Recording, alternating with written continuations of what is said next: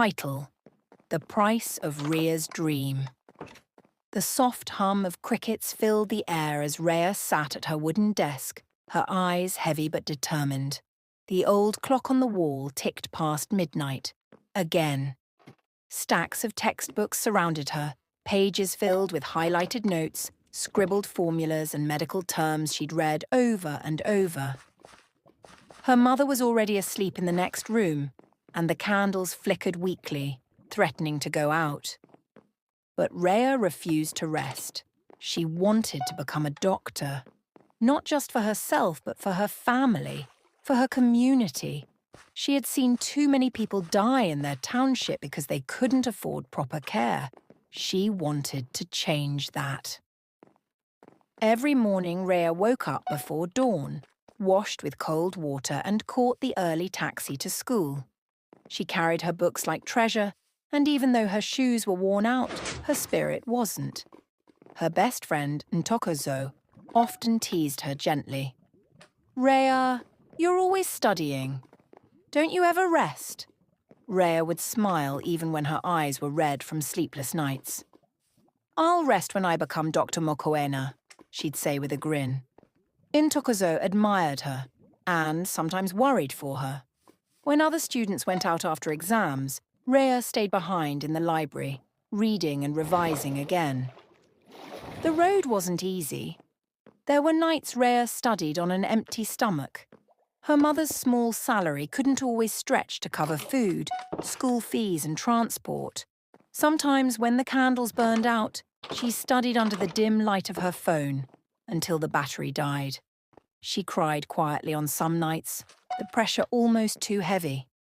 But in the morning, she'd tie her hair back, smile, and say, "Let's go, Ntokozo." One day, all this will make sense. Years passed.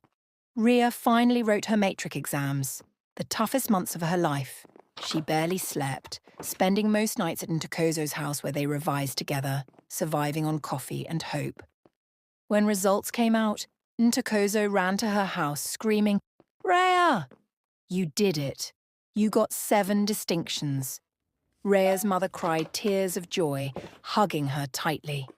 She had been accepted to study medicine at the University of Cape Town, her dream school. 5 years later, Rhea stood in a white coat, her name embroidered neatly on the pocket. Dr. Rhea Betswe Mokoena. Cameras flashed. Reporters spoke. People on social media called her the lucky girl from the township who made it. But Rhea knew better.